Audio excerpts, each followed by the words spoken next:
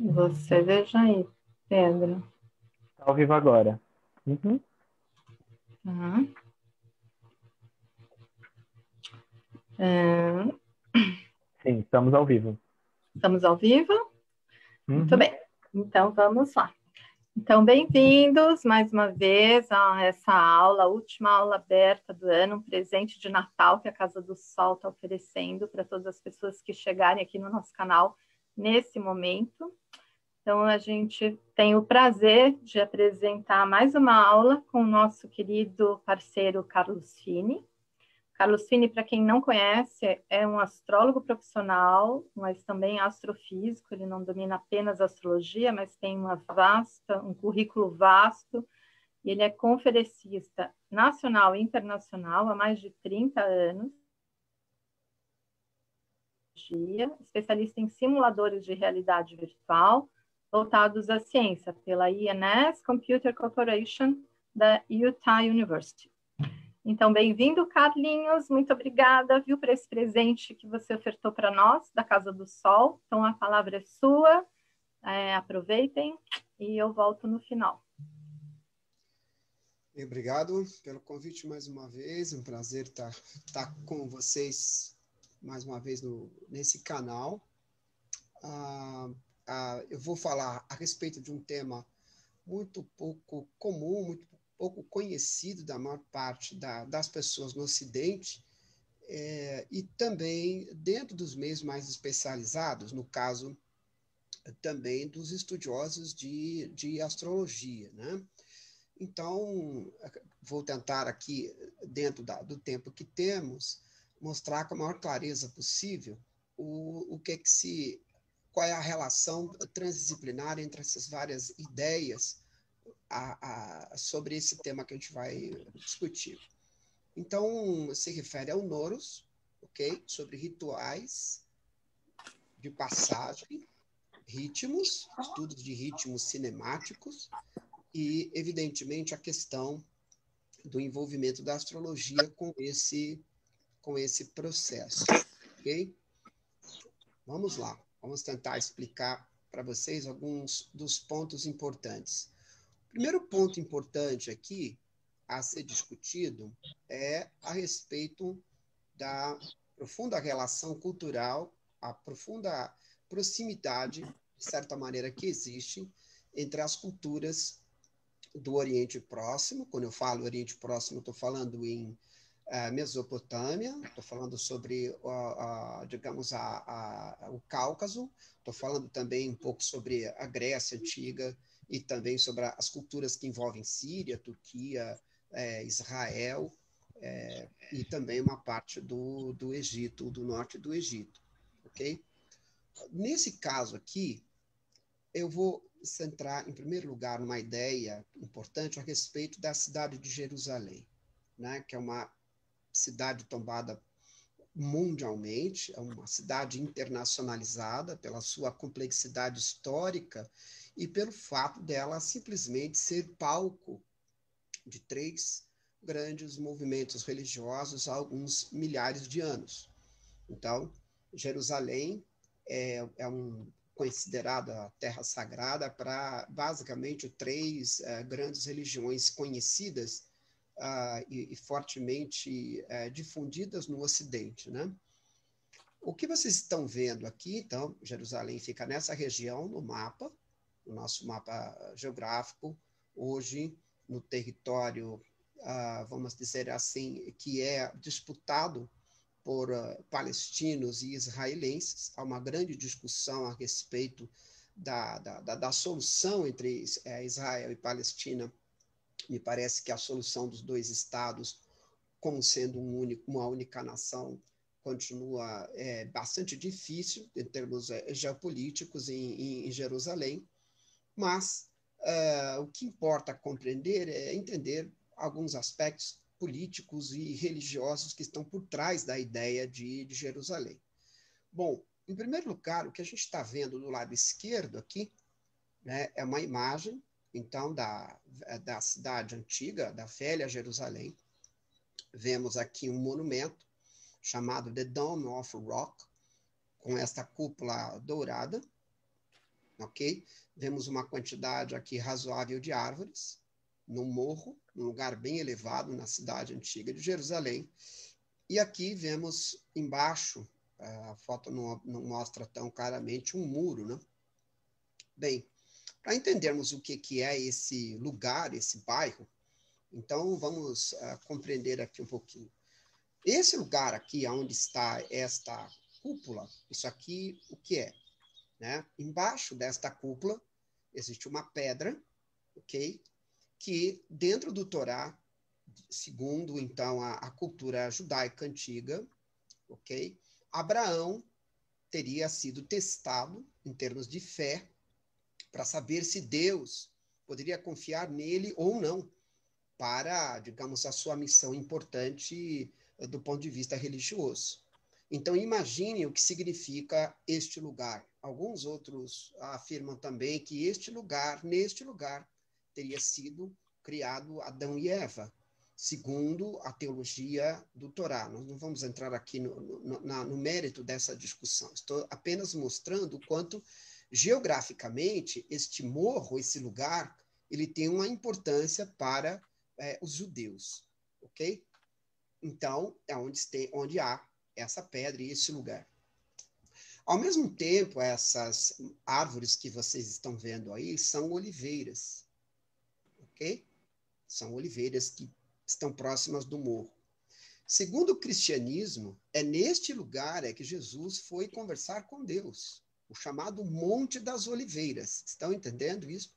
Então, um outro profeta que tem uma forte relação com Jerusalém, um outro grande avatar, vamos dizer assim, um grande aion religioso, teria ido para conversar com as forças superiores.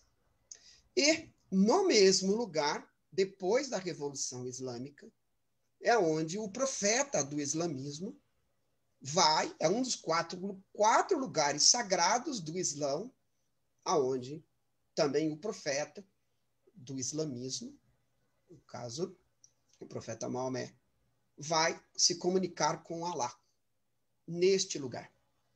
E por isto, os islãos construíram esse templo, quando Jerusalém foi ocupada, então, pelas culturas islâmicas, foi invadido pela cultura islâmica, Israel teve vários domínios durante vários períodos, se mandou construir um califa chamado Abd al-Malak, mandou construir isso em 691, portanto, já no período medieval, logo depois da Revolução Islâmica, este monumento, que é considerado um dos 10 maiores monumentos mais extraordinários da arquitetura de todos os tempos. O califa ficou tão feliz, Abd al-Malik, assim que ele contratou simplesmente os melhores arquitetos, os melhores artesãos, os melhores materiais que existiam para se construir este lugar, proteger esse lugar aonde o profeta teria conversado com Allah. E é exatamente no mesmo lugar aonde se diz que a pedra onde, no caso, Abraão iria sacrificar seu filho se encontra. Por isso que se chama o Dome da Pedra. Ok? Então, estão vendo que 3 grandes religiões disputam, têm um interesse neste lugar sagrado. Esse muro na parte de baixo, vocês estão vendo na base aqui da fotografia, é o chamado Muro da Lamentação. Aqui embaixo está o Santo Sepulcro, onde, supostamente, os restos de Jesus teriam sido deixados. Então, imaginem a peregrinação, a quantidade de pessoas que vão estar dentro desse lugar. Então, quando Israel, evidentemente, se tornou um país, foi, digamos, homologado, sendo protegido pela ONU como um país, né, legitimado como um país, tomou-se o cuidado para que Jerusalém fosse internacionalizada. Quer dizer, Jerusalém está dentro de um território, mas que não pertence exclusivamente, então, a Israel. Pertence à humanidade em todos os sentidos. E as brigas por esse território aí são imensas. Os espaços dentro de Jerusalém, uma pena que a gente não está discutindo aqui a questão geopolítica, mas é enorme nesse sentido. Então, nesse sentido, há um parentesco entre esses vários processos.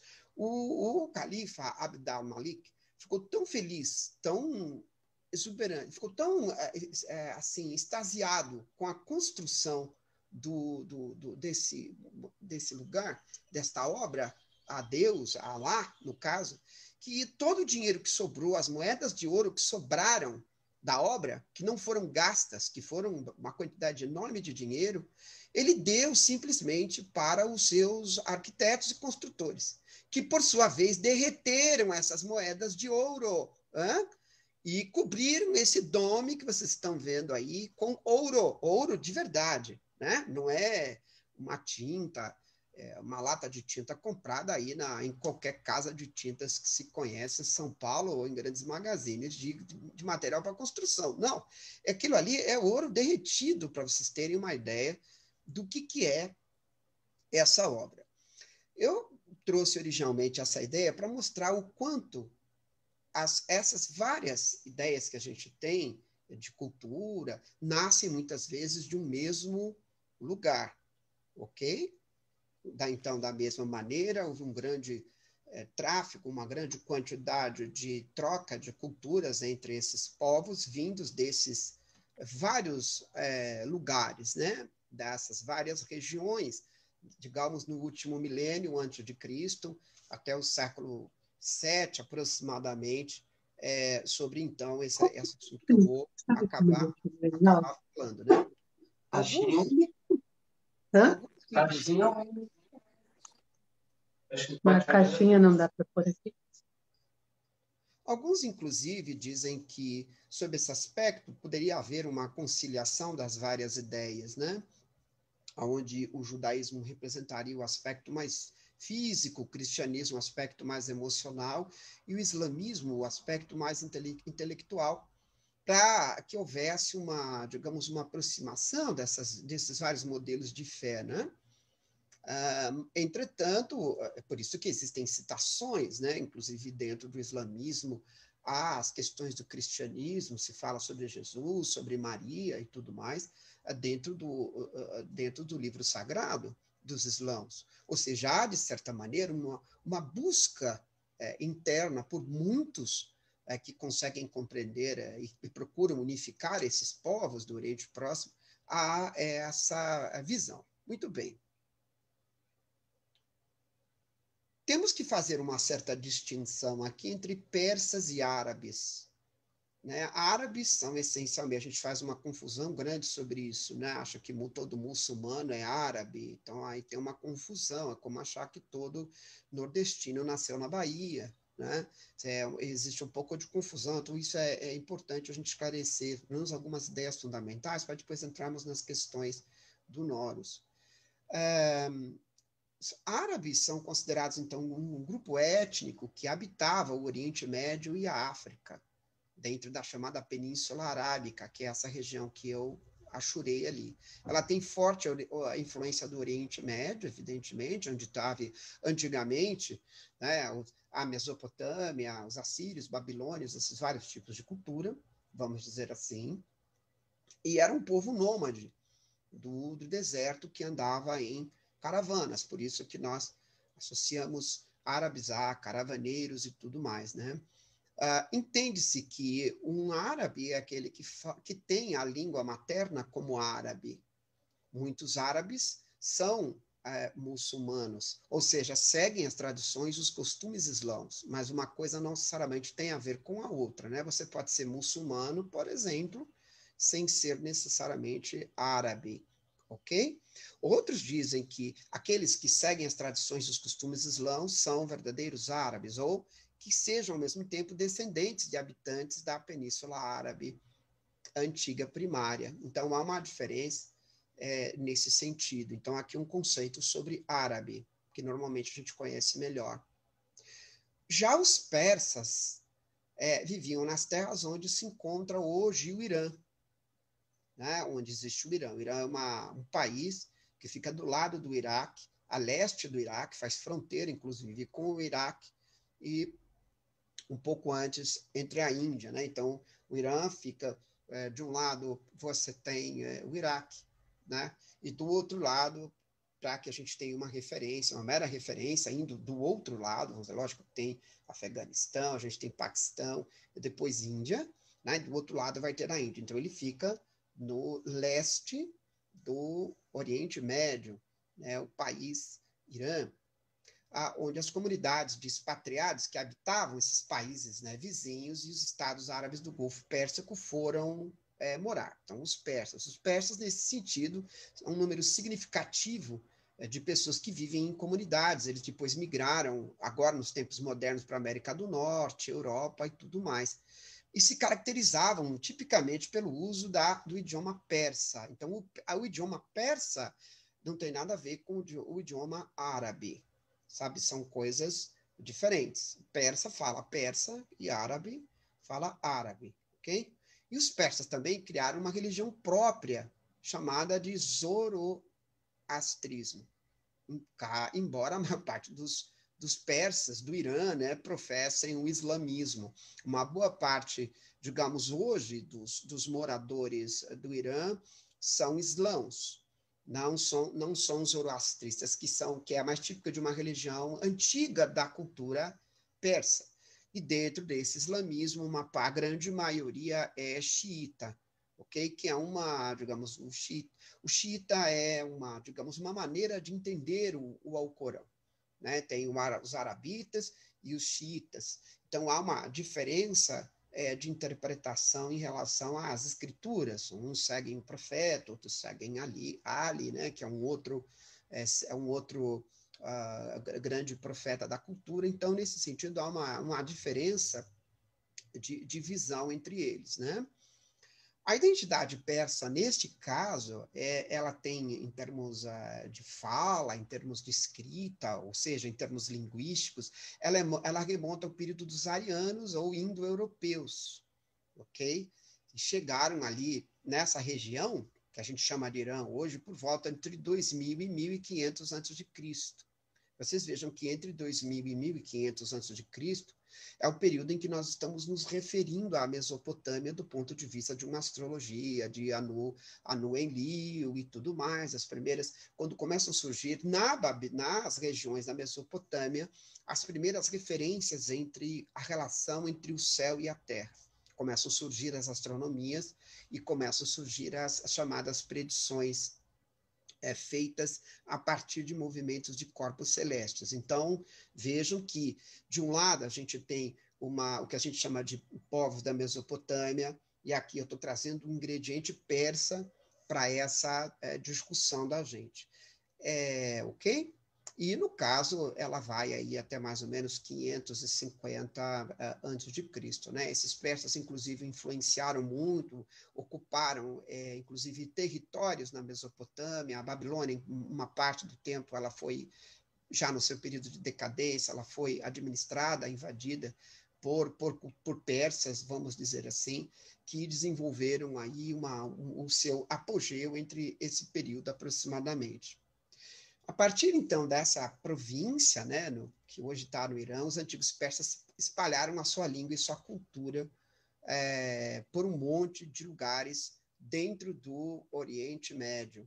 Então, dessas várias invasões de gregos, árabes, invadiram culturas, inclusive mongóis, turcomanos, perdurou durante muitos anos. Aqui tem algumas imagens desta civilização entendida como civilização persa.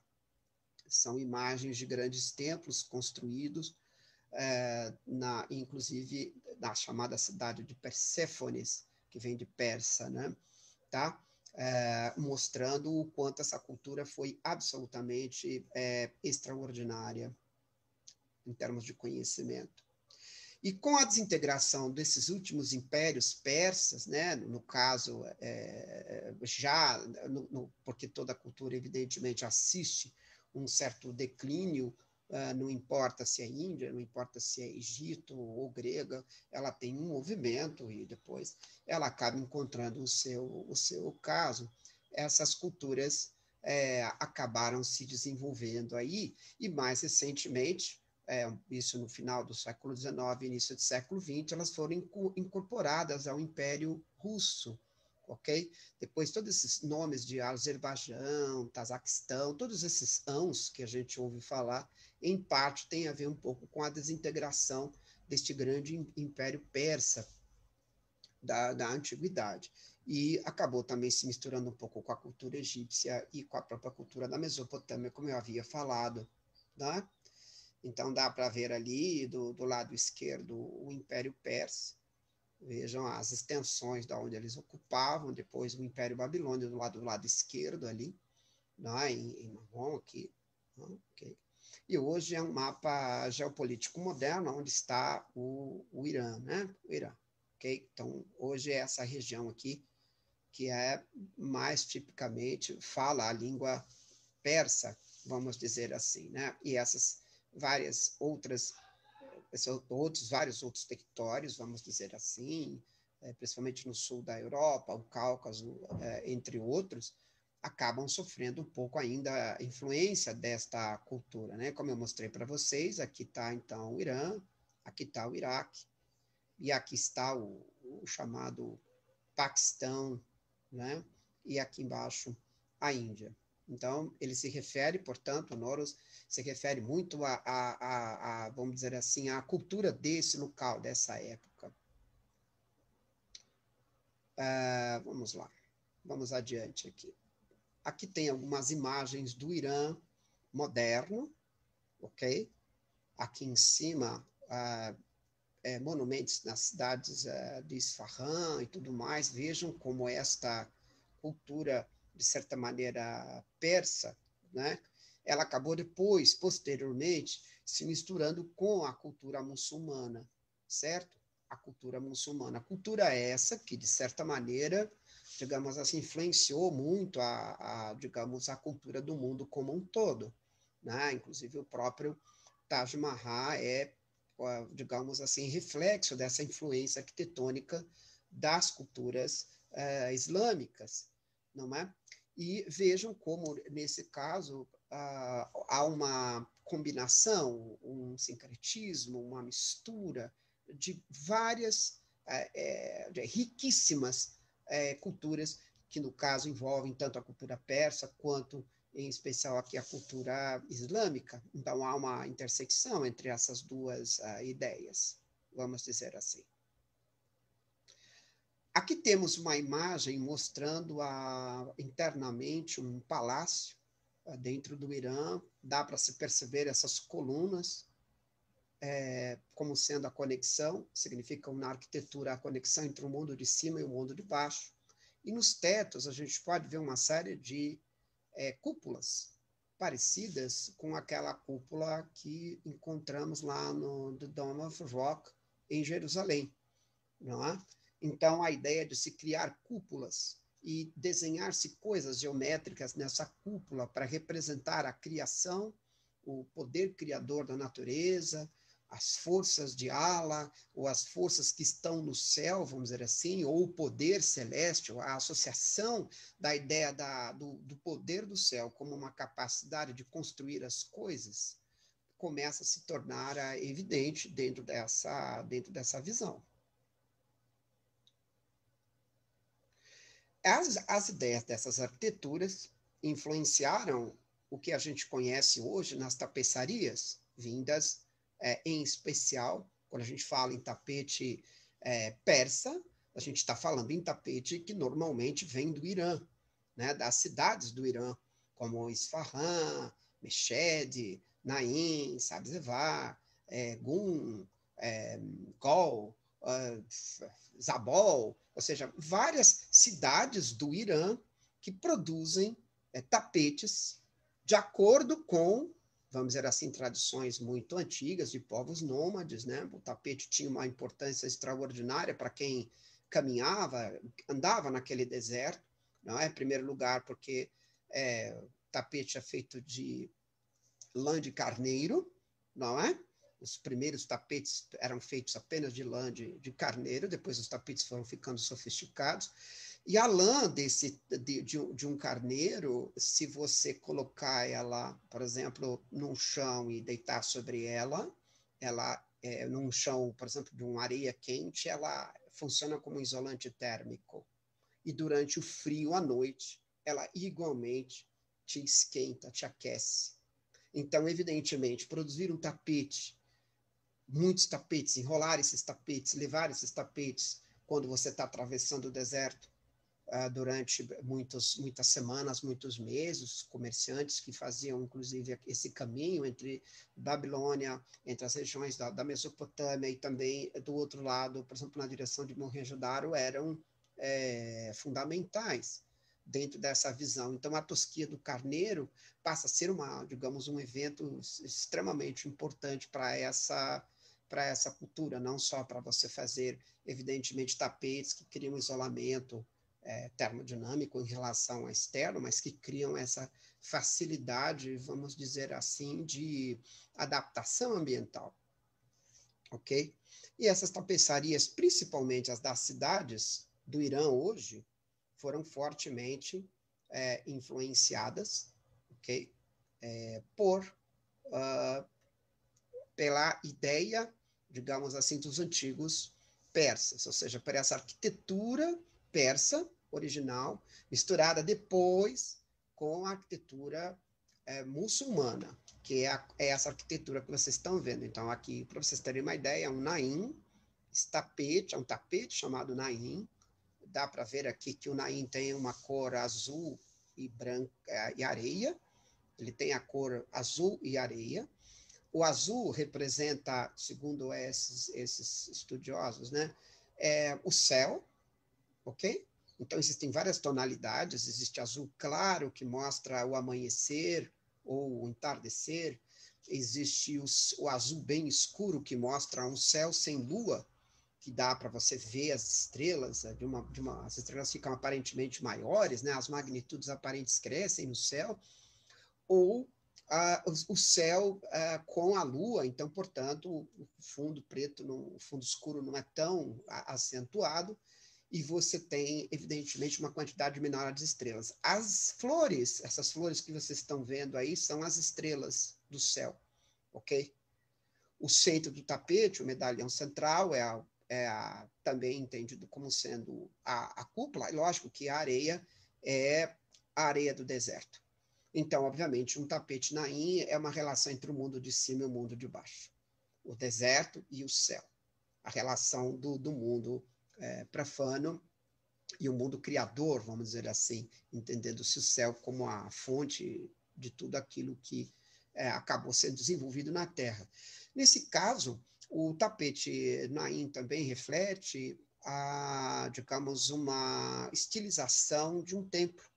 Não, se você olhar aqui, você vai ter um mihrab, que é de um lado você tem uma entrada, do outro lado também, né, ele é espelhado, ok? No centro a cúpula, que é a cúpula que está aqui dentro, ok? Aqui temos desse lado uma luminária, um lampadário, que é comum nesses lugares, dos dois lados existem, e no centro existe a cúpula, da onde tudo surgiu. Então, existe um estudo de geometria absolutamente extraordinário em cima disso, ok? Então, esse aqui, por exemplo, é um naim que mostra um céu no deserto à noite, ok? Sem a lua cheia. Por isso, você tem uma grande quantidade de estrelas e o céu bastante escuro. Uma outra característica interessante dessa ideia, vamos dizer assim, é que os artesãos, principalmente das cidades mais desenvolvidas, além de usar a lã do carneiro, eles também usam seda nas flores. Então, quando você mexe no tapete, ele brilha, como se a luz das estrelas faz aquela cintilação da luz das estrelas, né? E esses tapetes que estão dentro do chão, no caso, das pessoas, quando elas vão fazer os seus cultos embaixo dessa cúpula gigante. Alguns levam seus próprios tapetes e outros se sentam e fazem as suas orações em cima exatamente desses patterns, vamos dizer assim. Então, isso aqui, às vezes, a gente tem um tapete desses em casa e não conhece que isso tem a ver, então, portanto, com essa cultura persa, combinada com, digamos, a cultura muçulmana. Então, aqui tem uma imagem de uma cúpula dessas, para vocês verem, terem uma ideia. Esse design, a cúpula é chamada de gumbad, né? E aqui embaixo a gente tem os eslimins, né? Os arabescos, estudados na arquitetura, como essas linhas que interligam todos os objetos de uma estrutura de design. Os eslimins, para eles, significam as forças que interligam toda a natureza. Então, para essas culturas, principalmente para os muçulmanos, o universo inteiro está interligado por uma grande força que entrelaça, que intermeia tudo aquilo que existe. Aqui, dentro de um lugar que a gente tem aqui em especial, que é uma espécie de embaixada do Irã dentro do Brasil, apesar que é uma empresa privada que importa coisas, chamado então são chamados de medalhão persa. Aqui em Curitiba eles têm simplesmente o melhor acervo, talvez na América Latina inteira, de tapeçaria e de histórias, no sentido com os quais eu toda hora estou tendo contato. Esse aqui é um cachimar, que é de uma cidade chamada Cachimar, um cachimar zodíaco, que mostra exatamente o zodíaco ao centro, e do lado, ele é dividido em 4 partes, em cada parte ele vai mostrando as estações do ano, a partir, então, do signo de Áries, que significa o início da primavera, né? Para o hemisfério norte. Então, estamos começando a ver agora como o dia 21 de março tem uma importância grande para o mundo persa e para, evidentemente, essa cultura que eu vou mostrar para vocês do Nowruz, né? Aqui a gente tem também um outro Naim, mostrando para vocês aí, então, a relação de areia e céu.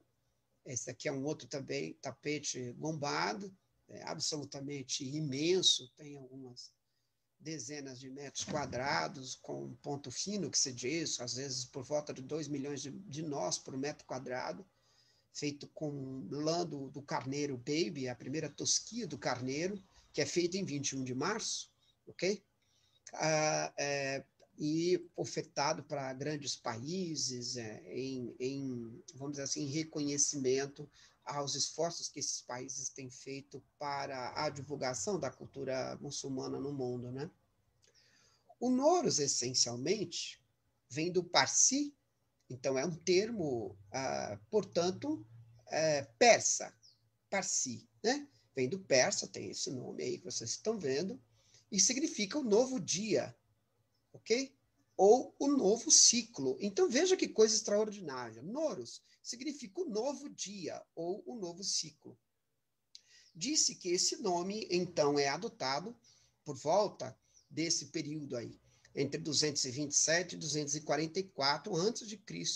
Disse que, a partir deste dia, começa a se fazer esse ritual do Nowruz, conhecido no Oriente Próximo inteiro. Então, Nowruz significa o novo dia ou o novo ciclo. Vamos tentar entender o que é isso, essencialmente. Nowruz é, portanto, uma festa tradicional na Ásia Central, ou Oriente Médio, que celebra o Ano Novo do calendário persa. Ano Novo no calendário persa, marcando a renovação da natureza, que é o primeiro dia da primavera, o início da primavera para o hemisfério norte. O Nowruz pode acontecer entre o dia 10, 20, 21, 22, às vezes até no dia 19, dependendo da data que o Sol entra em Áries, ou seja, que ele chega no equinócio de primavera para o hemisfério norte.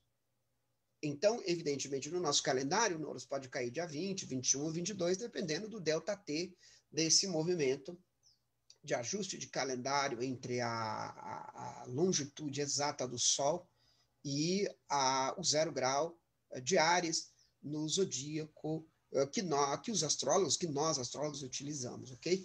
Então, e a depender, evidentemente, do dia e da hora exata em que ocorra o equinócio da primavera. Então, ela tem a ver, evidentemente, com o equinócio da primavera. Em 2020, é comemorado, em 21 de março, no caso, em 2020, nesse ano, foi comemorado no dia 20 de março, segundo o calendário persa. Então, nós vamos entender o que é isso aí, né? É o ano novo deles. Nós já vamos fazer o nosso ano novo em alguns dias, vamos viver o nosso ano novo, que para nós tem um sentido um pouco vazio, né? A gente faz uma série de coisas sem muita noção do porquê, inclusive é uma data tirada dentro de um calendário romano, que não é necessariamente um calendário, vamos dizer assim, que integra um fenômeno natural, ok? Como vocês estão vendo aqui, isso aqui é a celebração da primavera, para a chegada da primavera e o início das atividades, né? E a celebração do Nowruz ocorre pelo menos há 3.000 anos. Se ela ocorre há 3.000 anos, ela foi oficializada a ser feita desta maneira que eu vou contar para vocês, pelo menos no século III a.C., ok? E era profundamente enraizada nos rituais e nas tradições do zoroastrismo. Como eu expliquei para vocês, era a religião antiga dos persas, que é esse lugar onde, né, digamos, não é que é exatamente o Irã, né, era maior do que isso, mas que hoje está o Irã, ok? E acontece em muitos países hoje que foram parte dos antigos impérios os impérios iranianos ou impérios persas e sofrem influência até hoje. Então, fora o Irã, ela é comemorada no Kurdistão, que é chamada de Nowruz, no Kurdistão, no Afeganistão, na Albânia, nas antigas repúblicas soviéticas, Tajiquistão, Uzbequistão, Cazaquistão, etc, etc. Na Turquia, inclusive, e também por várias comunidades de origem iraniana, ou seja, de origem persa, em todo o Oriente Médio. Além disso, o Nowruz também é comemorado pelos parsis, zoroastrismos na Índia, porque há pessoas que seguem o zoroastrismo na Índia e que fazem também uma comemoração, um ritual de passagem, de interiorização, nesse caso, para, a partir daí, começar o seu ano novo, vamos dizer assim. Então, a saudação usual do Nowruz Mubarak, que quer dizer Feliz Ano Novo. Nowruz Mubarak quer dizer Feliz Ano Novo, na língua parsi. Então, na Turquia disse Newroz, ou em cada cultura ela significa várias coisas. Por exemplo, tem um abençoado ano novo em turco, ou em curdo, tem uma outra, vamos dizer assim, fala, uma outra fonética de se dizer isto, ok? Como a nossa cultura não descende necessariamente ou diretamente da cultura persa, né? Então, muitos de nós aqui no Ocidente, na América, nas 3 Américas católicas, nós não conhecemos esse tipo de coisa. Mas conhecemos a astrologia. Conhecemos o 21 de março, que achamos que é uma data astrológica. Para muitos de nós, astrólogos, o dia 21 de março é meramente um dia importante para os astrólogos, como se o dia 21 de março fosse uma propriedade dos astrólogos, como se ele fosse uma referência aos praticantes de astrologia, o que é uma visão bastante equivocada, né, nesse sentido. Entretanto, para termos uma ideia um pouco dessa influência, existia o primeiro mês da cultura babilônica, né, dentro da cultura dos antigos babilônios, assírios babilônios, isso por volta do século 7, 6, 5 antes de Cristo.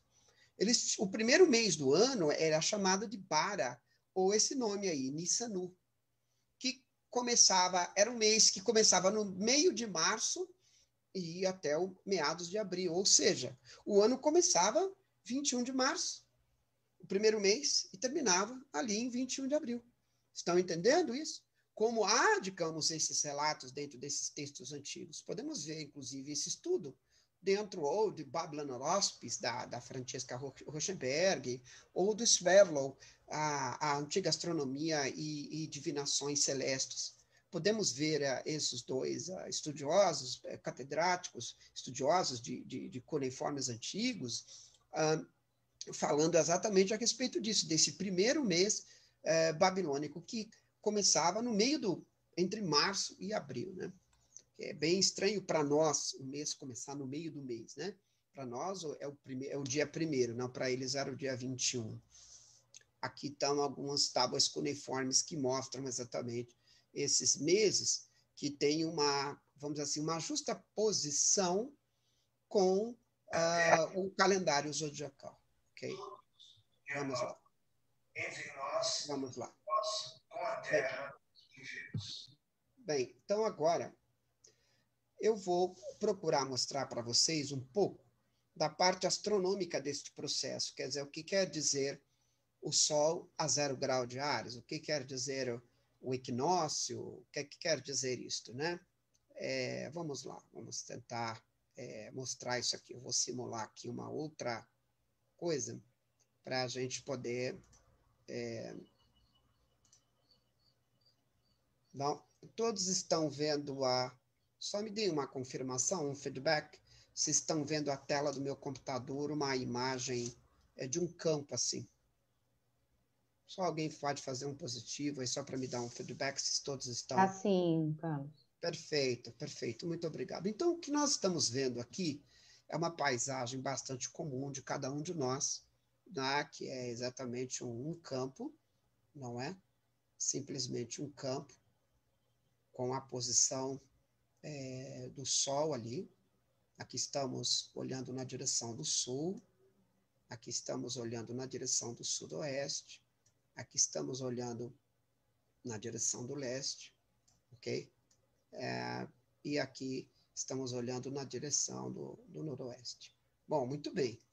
A maior parte das pessoas não tem, muitas vezes, uma noção muito clara do que acontece exatamente com essa relação com o céu, né? Muita gente, por exemplo, acredita que só existem estrelas sobre a nossa cabeça durante a noite e que durante o dia não existem estrelas, evidentemente. Então, a primeira coisa que devemos entender é esse efeito azulado que temos no céu, que é um efeito da difração da luz. Na medida em que a luz do Sol entra pela atmosfera, ela cria digamos assim, um espalhamento, vamos dizer assim, a grosso modo, na atmosfera, fazendo com que essa luz se espalhe por todo, digamos assim, a região atmosférica. E isto faz com que o brilho dessa luz ofusque as luzes das estrelas que têm uma intensidade mais fraca. Então, portanto, quanto mais azul for o céu, mais intensas serão, ou perpendiculares, muitas vezes, os raios solares, né? Por exemplo, então o azul do céu tem uma relação direta com a luz do Sol e a atmosfera da Terra e os elementos químicos da atmosfera que criam esse efeito azulado, rebatem o azul para a parte de baixo.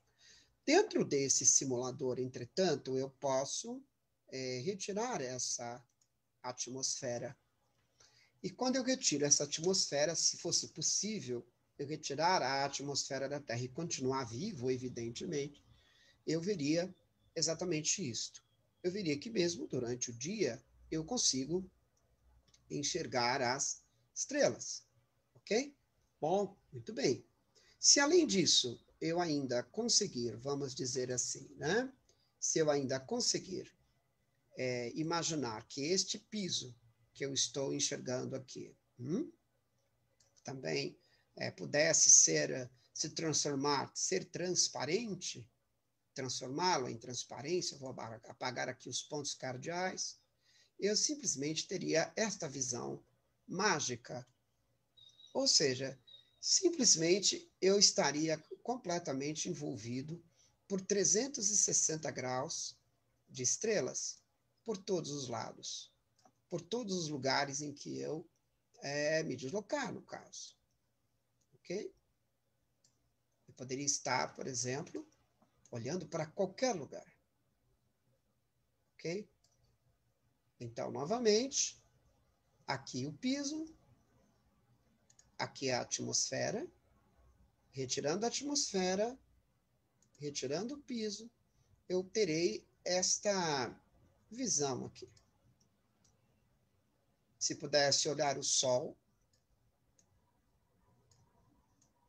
neste lugar aqui, posicionado nesse momento na direção do centro da nossa galáxia, que dá para ver ali ao fundo, que é, digamos assim, o aglomerado de estrelas, a imensa estrutura que agrega bilhões de estrelas, das quais o nosso Sol faz parte, todas as estrelas noturnas também, né?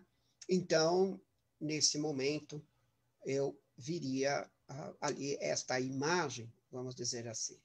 Bom, eu vou procurar aqui agora colocar alguns elementos, alguns ingredientes importantes dentro da nossa simulação. Eu simplesmente vou colocar aqui no dia, no caso, março, no dia 21 de março, no caso, melhor dizendo, no dia 20 de março de 2021, poderia colocar inclusive dentro desse ano, a nossa data. E se eu estivesse olhando para o céu, sem a atmosfera e com o piso completamente transparente, se isso fosse possível, eu veria o Sol na mesma direção do Sol, Vênus, bem próximo ali do Sol, Mercúrio, que é um astro mais perto do Sol, Júpiter e Saturno. Né? Esses dois astros que estão aí nos dando um show através de uma conjunção com latitude, né? Muito próxima, que dá a ideia de um único corpo celeste. Né? Muito bem, então, eu estaria vendo nessa direção. Se, evidentemente, eu ainda quisesse sofisticar isto um pouquinho mais, eu poderia colocar, por exemplo, a grade da eclíptica. Eu já vou explicar para vocês o que é isso, ok? E o Equador. Muito bem, vamos lá. Se olharmos nessa direção aqui, vamos ver aqui essa linha azul como sendo o Equador celeste, a projeção, portanto, do Equador terrestre no espaço, por um princípio euclidiano. Então, você projeta um plano a partir de si mesmo na direção de todos os lados, ele sai, se projeta no espaço, então o Equador celeste é uma projeção do Equador terrestre, e esta linha, vamos dizer assim, um pouco mais amarelada, é a trajetória do Sol no espaço, o caminho aparente do Sol no espaço, em outras palavras, é a projeção do plano orbital da Terra no espaço, também conhecido como eclíptica, ok? Se eu ampliar um pouquinho essa imagem aqui, vocês verão que o Sol, no dia 20 de março, ele está muito perto da intersecção dos dois planos, né? Do plano da eclíptica, que ele nunca sai, e do plano do Equador. Então, quando o Sol chega nesse lugar, o centro do Sol chega neste lugar, dá-se ao equinócio de primavera para o hemisfério norte. É isto que marca o 0 grau do zodíaco astrológico, e é isto também que marca a data do Nowruz, dessa festa, portanto, que ocorre no Oriente Próximo, envolvendo dezenas de países, que já vou explicar para vocês. Então, há uma íntima relação entre esses dois processos. Muito bem, então aqui eu vou simplesmente diminuir um pouco a velocidade, vou procurar fazer assim um caminhar aqui para vocês verem então que na medida em que o tempo passa, não é? O Sol vai se deslocando. Vou até inverter aqui, só um minuto. Vou inverter essa posição para talvez vocês terem uma noção mais clara disto. Ok, vou voltar aqui para 21 de março, um pouquinho antes, ok? Então, digamos que abaixo da linha azul eu tenho o hemisfério sul, e para a parte de cima do monitor eu tenho o hemisfério norte. Então, a gente está no dia 22 de fevereiro, na medida em que o tempo passa, o Sol vai chegando na direção do 21 de março, até que ele chega no nosso 0 grau de Áries, o Nowruz, ok? Ou 0 grau do signo do Carneiro, né? 0 grau de Áries. Não é à toa que o primeiro signo do zodíaco é a imagem de um carneiro, porque se começava a fazer a tosquia do carneiro nesse dia. Isso é muito interessante do ponto de vista da organização social. Há uma relação, portanto, entre as imagens do zodíaco e a organização social. Né? Quem acredita que O zodíaco foi criado através de um profundo delírio de pessoas que viam no céu coisas, animais e coisas desse tipo, não conhece a história da uranografia nem a história das culturas, né? Então, é muito importante isso. Tanto é que o Dia Nacional do Irã é 21 de março. Né? O Dia Nacional do Irã é o dia 21 de março. Ou seja, a entrada do Sol a 0 grau de Áries. Muito bem, então esse equinócio, o Sol vai, evidentemente, passar 6 meses no hemisfério norte, a gente pode ver como vários astros, então, principalmente Mercúrio e Vênus, normalmente ficam próximos de onde está o Sol, ele vai se afastar da eclíptica, na direção do hemisfério da eclíptica do Equador, desculpe, na direção do hemisfério norte, vai marcar os solstícios, depois ele vai começar a se aproximar novamente. Tem um astro que passa sempre muito rápido, que é a Lua, ok? Pelas outras posições, a gente pode ver aí, então, o Sol cruzando o Equador novamente, agora a 0 graus de Libra, no outro equinócio, já o equinócio de outono para o hemisfério norte, depois ele vai caminhar na direção do solstício de verão para o hemisfério sul, de inverno para o hemisfério norte, aqui, nessa posição onde ele se afasta, vamos dizer assim, do Equador, não é? E depois ele começa o seu caminho novamente. Aqui é o período do degelo, por isso o aquário, e depois, nos últimos 30 dias, o surgimento dos peixes nos leitos dos rios, por isso aquário, peixes. E aí voltamos ao Nouros, novamente, ok? Que seria, então, essa posição. Então, aqui a gente tem algumas referências, vamos dizer assim, astronômicas, do que é essa festa que eles fazem, ou seja, uma festa que tem, sobre construção, um evento celeste, literalmente, tá? E porque eles, evidentemente, como eu disse, evidentemente, eles fazem uma referência com aquilo que as grandes culturas antigas faziam. Tá? Bom, só me deem ok, se o compartilhamento da tela agora mostra uma esfera armilar, digitalmente falando.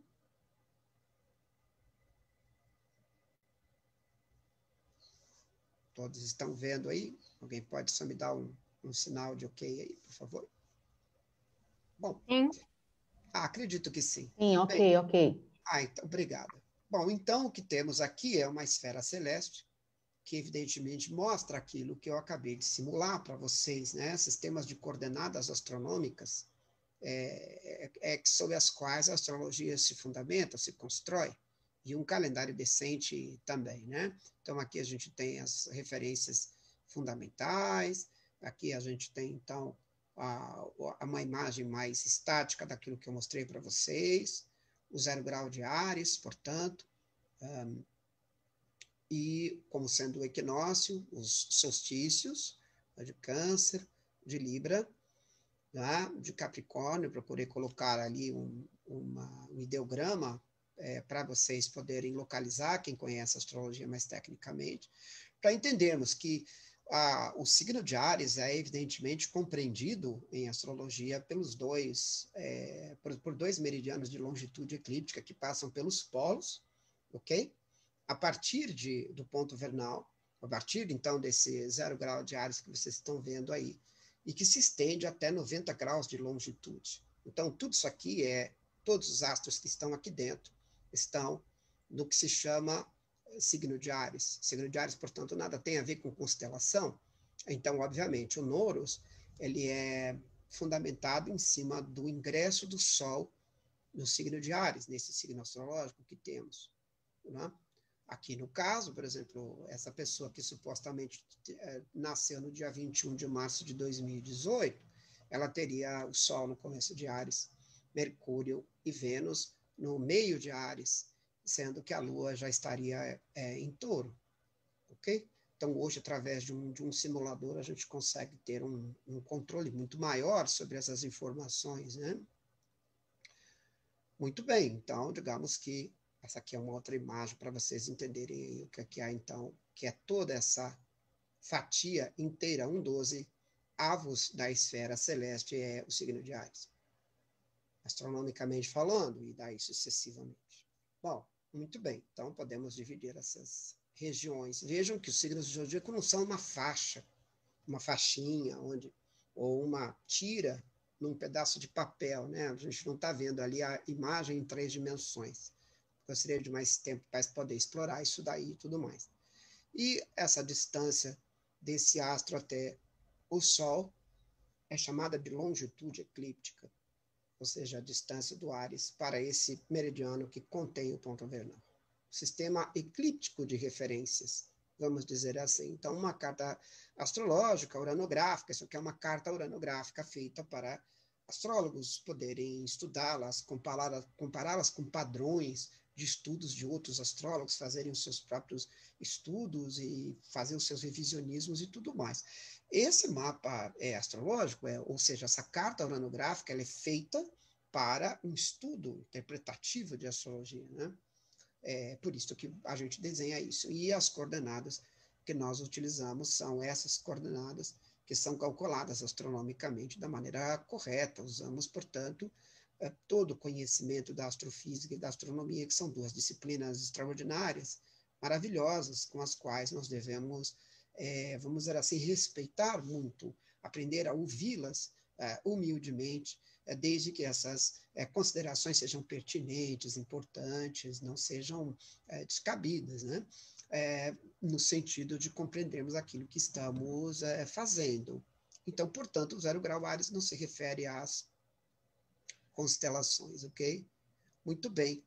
O dia 21 de março foi proclamado o Dia Internacional do Nouros pela Assembleia Geral das Nações Unidas. Então, vejam, no caso, em 2010. Em 2010, através dessa resolução, as Nações Unidas declararam o Dia Internacional do Nouros, por iniciativa de vários países que compartilhavam esse feriado, inscrito em 2009 na Relação Representativa do Patrimônio Cultural e Material da Humanidade. Para vocês terem uma ideia de como 21 de março é importante demais, para a gente achar que o 21 de março é da astrologia, vamos dizer assim, né? E, portanto, como uma tradição cultural observada por numerosos povos que promovem valores de paz e solidariedade entre gerações, dentro de famílias e tudo mais, né? E é também o Dia Nacional do Irã. Então, aqui tem algumas bandeiras de países que oficializam esse feriado, né? Então, é feriado mesmo, ninguém faz nada, ok? Aqui tem imagens de como são feitas, então, essas festividades dentro de cada um dos países. Em alguns países, eles adotam essas tochas de fogo, danças com tochas de fogo para lembrar o sol, né? A chegada do verão e tudo mais, então eles fazem essa dança. Outros, como dessas tradições russas, fazem danças circulares, extraordinárias também, interessantíssimas, relacionadas à festividade do ciclo, representando os ciclos e tudo mais. Outras dessas culturas utilizam, por exemplo, uma espécie de ceia, como se fosse um Natal, utilizando um ritual de comidas que se comem, de práticas que se fazem, aonde esses candelabros aí com essas 7 luzes representam exatamente os 7 astros conhecidos na época. Isso é uma coisa extraordinária. Aqui a Rainha Elizabeth, por exemplo, num feriado do Nouros, ok? Ela vai a esses lugares e aprende um pouco dessa cultura, né? Vivencia esse feriado extraordinário. Essas aqui são imagens com pessoas acendendo fogueiras em homenagem ao Ano Novo que se inicia como um símbolo da luz do sol, da luz celeste, o ressurgimento ou a ressurreição da natureza, né? Análogo a isto, perto mais ou menos dessa data, a gente tem no Brasil a Páscoa, né? Nas culturas católicas, a Páscoa, que é comemorada em função, depois que o Sol entra em Áries, a primeira lua cheia e tudo, o domingo mais próximo, quer dizer, existe toda uma adaptação de calendários para se calcular a Páscoa. Mas ela lembra um pouco, apesar de que, para eles, o Nouros tem essa característica. Então, aqui tem uma imagem, inclusive, do Ahmadinejad, participando dessa festa, para vocês terem uma ideia, dessa comemoração, que para eles é uma prática religiosa, não é simplesmente uma festa de diversão, vamos dizer assim, como a gente às vezes comemora o dia 1º de janeiro, né?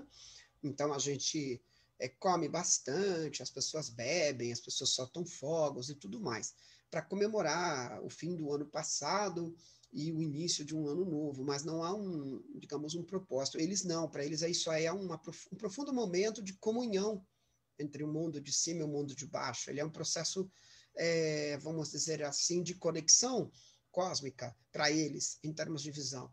Essa imagem de uma antiga pintura mostra exatamente a festa do Nowruz, há alguns séculos atrás. Aqui mostra a festa do Nowruz dentro das Nações Unidas, mostrando as pessoas com essas graminhas, onde eles distribuem pedaços de gramíneos, dão de presentes pedaços de grama, porque a grama significa o início de um novo período. Lembram disso? Quando o sol sai de Peixes e entra em Áries, começa a surgir o verde, né? Então, eles, para simbolizarem o retorno, a ressurreição da natureza, dão uns para os outros brotos de cereais, brotos de alimentos, como um símbolo do germen da nova vida, do novo ciclo que se inicia. Entendem como o 21 de março, nesse caso, ele é extraordinário, né? Aqui embaixo, uma reunião do Nowruz. Estão vendo a multidão de pessoas que faz, evidentemente, essa festa, né? O Nowruz, eles utilizam o que eles chamam de Haftzin, ou os 7 Sim. Os 7 Sim são ligados, então, à tradição do Nowruz. São 7 tipos de alimentos que eles utilizam para fazerem a festividade. Então, vamos lá. Aqui está uma mesa típica. Às vezes eles põem isso, por exemplo, em cima de um tapete, não é? Às vezes eles colocam isso em cima de uma mesa bem decorada. Isso varia de lugar para lugar, de região para região. Mas quem faz esse tipo de festa é parecido com um bar mitzvah, é parecido com uma festa, às vezes, judaica, que você tem uma série de coisas que se comem, específicas, que tem uma alusão simbólica importante. No caso do Nowruz, olha só, eles usam o quê? O que eles chamam de sabzeh, que são brotos de trigo e cereais brotando. São brotos de trigo e cereais cozidos e tal. Isso é servido, que representa a lua. Eles têm o que se chama de samanu, ou que significa que tem uma natureza de afluência, que é um doce feito de germe de trigo, que representa, de certa maneira, a comunicação, o diálogo, a inter-relação. O Senjed, que é o amor, que é o fruto seco da oliveira, tá? Que representa, no caso, Vênus. Sir, que é a cura através da energia, ou o alho, são alimentos que vão alho. É um tipo de alimento desses 7 que vai bastante alho, que representa Marte. O Somak, que lembra muito Shamash, ou Sam, que era o nome antigo da Babilônia que se dava ao sol, Somak, né? Ou Shamash, ou Samak, né? Que significa o nascer do sol. O nascer do sol, olha que lindo.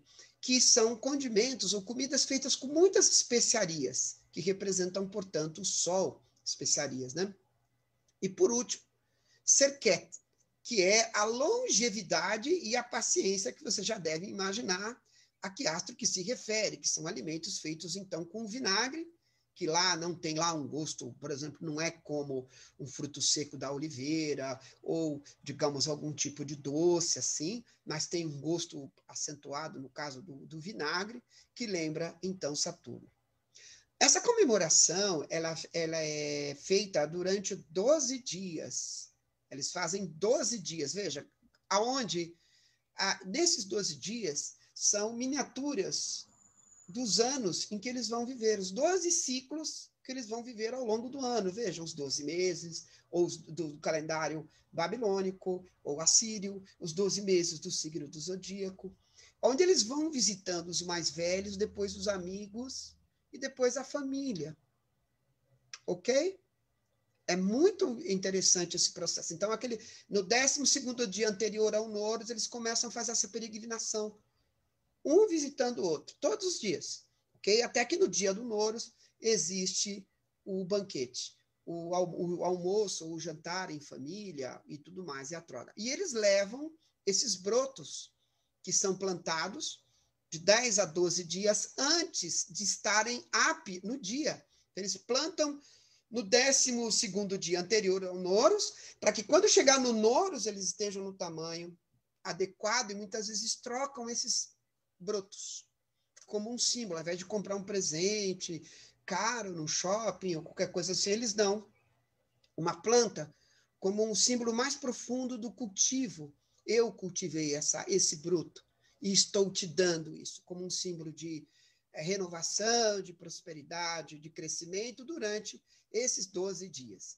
E depois, no 13º dia, todos vão para um piquenique no dia seguinte. Aí liberou-se do ritual, né, de se fazer desses 12 dias até se chegar ao Nowruz, né? A palavra afluência significa encontro, excesso de movimentação, aglomeração. Por isso, o conceito de Mercúrio ali, como sendo um doce feito de germen de trigo. Então, há uma associação com essa função astrológica que se tinha na Pérsia antiga, né? Ok?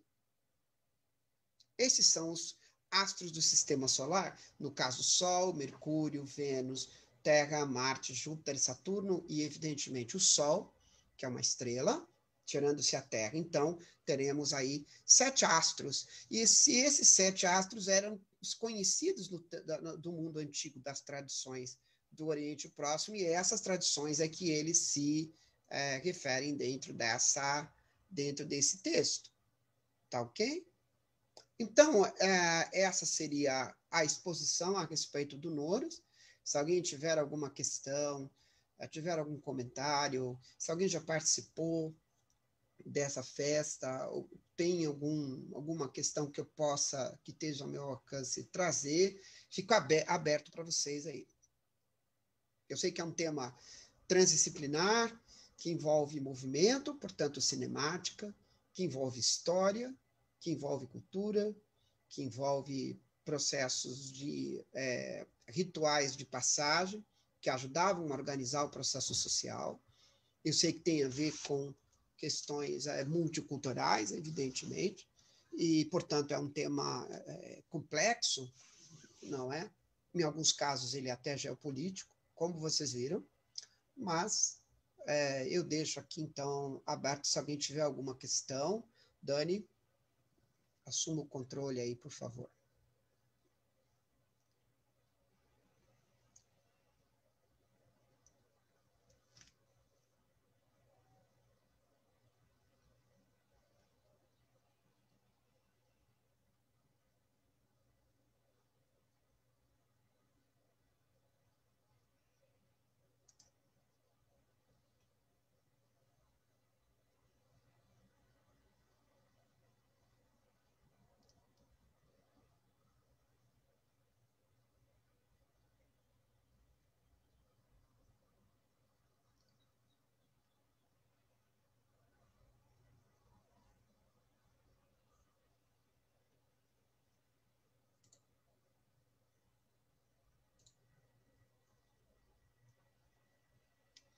Bem, se alguém tiver alguma questão, pode abrir o seu microfone aí, as pessoas que estão aqui na Casa do Sol participando, e se quiserem ter colocar alguma coisa, trazer alguma ideia, por favor. Vamos lá.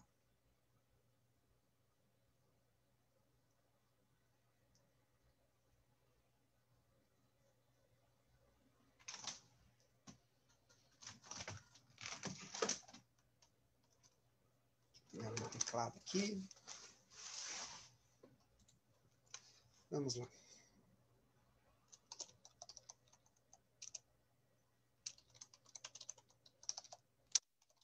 Dani diz que fazemos.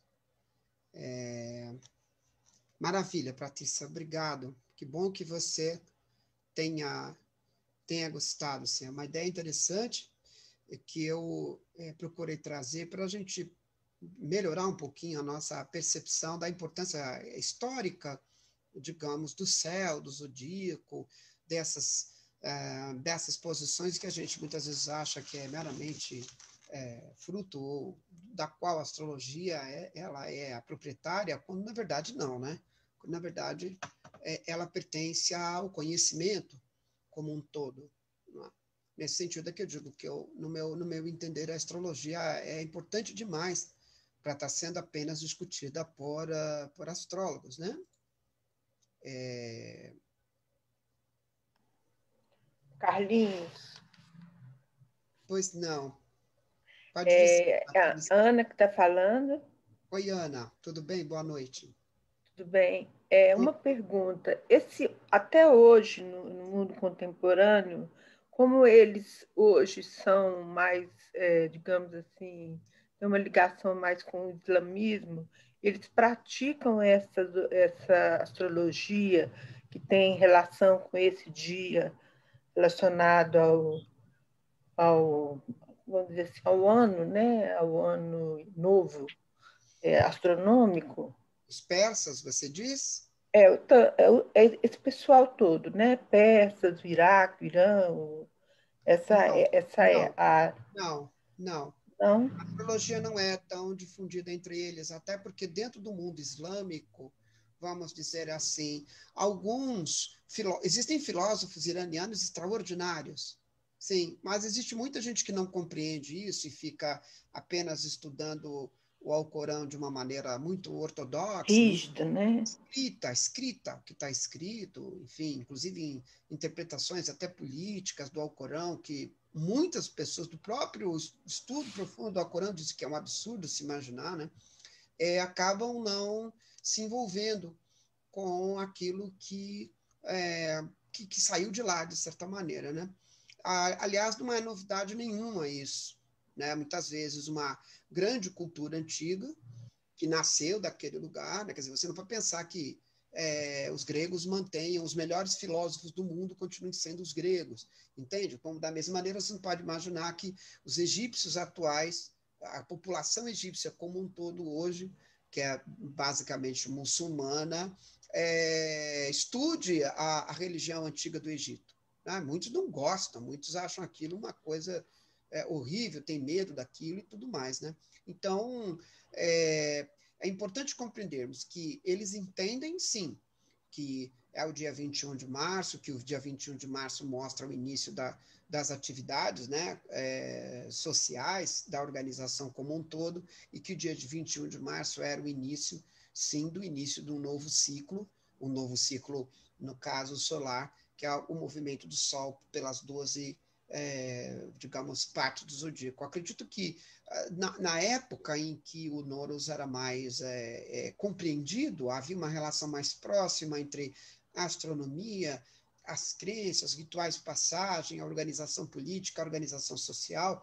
Nesta época, eles conseguiam entender melhor esse mecanismo, né? Hoje já nem tanto. Hoje virou uma tradição, então, né? É mais uma tradição. Exato. Hoje você tem gente que conhece mais sobre o Egito do que os próprios egípcios, gente que conhece mais a filosofia grega do que os próprios gregos, e daí sucessivamente, né? Ok? Alguém mais? Nada. Dani voltou? Carlinhos, eu só queria... Ricardo, boa noite. Oi, Ricardo, boa noite, querido. Obrigado pela excelente palestra, muito bom te ouvir. Eu só fiz uma correlação, eu estudei um pouco de hebraico, enfim, da cultura judaica, e o primeiro, você deve naturalmente saber disso também, que você comentou do nome do primeiro mês, Nissanu, e para os judeus, enfim, para a cultura hebraica, o nome do primeiro mês, que é também março, abril, é Nissan. Sim. Então, a correlação é imediata. E a palavra bara, quando você tem na Torá Bereshit, que é no princípio, então é o início. O início. Até, inclusive, a própria Torá, ela começa com inclui isso, né? Fala, o bará vem de Bereshit, né? Que é no princípio. No início. Fazer uma correlação aí com o que você está colocando, né? Não, sem dúvida. Tem uma correlação muito grande entre a cultura, né, árabe e a cultura judaica, a despeito das questões religiosas, enfim, implicações que voltam lá atrás também com Abraão e os irmãos, né? Você sabe muito bem disso, mas achei muito legal. Sem dúvida, por isso que eu comecei essa exposição, Ricardo, falando a respeito dessa semelhança, né, dessa proximidade, não cultural daquela região ali. E por isso que muitas vezes ocorrem essas semelhanças, né, de nomes, de rituais, que têm nomes diferentes, mas cuja essência é sempre a mesma, né? E isso é importante no caso aí, Ricardo, isso que você está falando, é uma contribuição bem bacana aí para todo mundo conseguir compreender melhor essa questão, porque ela fala, evidentemente, de perto, para quem estuda, evidentemente, a astrologia, mostrando que o que está por trás da astrologia é maior do que a teoria psicológica de um mapa, quer dizer, o mapa enquanto um modelo psicológico, para estar dentro de uma cadeira de psicologia, por exemplo. Não é? Vejam como, digamos assim, o tamanho da astrologia é maior, o leito de muitas disciplinas não cabe a riqueza e a complexidade do pensamento astrológico. E, ao mesmo tempo, como, por exemplo, a questão de Jerusalém, ou as brigas, ou as disputas por Jerusalém, são complexas, difíceis. Então, simplesmente dizer, não, simplesmente deixa os judeus tomarem conta e pronto. Mas não é bem assim, né? Isso funciona como a mesma coisa que você chegar e dizer, bom, alguns umbandistas invadiram a Basílica de Nossa Senhora da Aparecida, fecharam lá a Basílica, criaram um muro gigante, não deixam ninguém entrar, e fazem os cultos dele lá dentro e não criam mais, não colocam nem a Nossa Senhora ali, né? Você imagina alguém dizer, não, tudo bem, deixa para eles e tudo mais, né? Quer dizer, durante décadas, inúmeras pessoas foram lá através de um ato profundo de fé e tudo mais. Então, não é simplesmente tão simples quanto parece resolver a questão de Jerusalém, por causa dessa questão dela ser ponto fundamental de cruzamento de três grandes culturas daquela região, né? E que tem raízes, às vezes, parecidas. Muitos autores chamam o povo do livro, né? Os judeus, os cristãos e os islãos, né? O povo do livro, aqueles que um profeta, então, um aion, ele recebe, encarna como sendo, vamos dizer assim, aquele poder divino e tudo mais. A partir daí, ele cria um novo estatuto para aquele povo, né? Daquele lugar, que substitui o anterior. Então, é aí que está a encrenca, né? O cristianismo substituiria o Torá, o islamismo substituiria... É aí que está a grande questão. E a gente tem uma questão geopolítica que envolve, portanto, Jerusalém nesse sentido, né? Então, para entender por que muçulmanos e judeus, muitas vezes, têm problemas sérios, né? Principalmente entre muçulmanos e judeus, nesse sentido, né? Por conta de Jerusalém, por causa daquele lugar, por causa, enfim, de tudo que aconteceu, na verdade, também em Israel, né? Desde então, naquele território que a gente chama hoje de Israel. Mas é isso. Legal. Mais alguém tem alguma questão?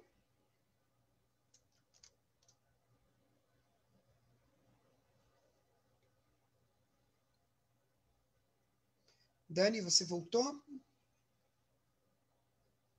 Acho que a Dani caiu. Consegui. Eu tô caindo e voltando, né? Tá um terror aqui na internet hoje, meu Deus.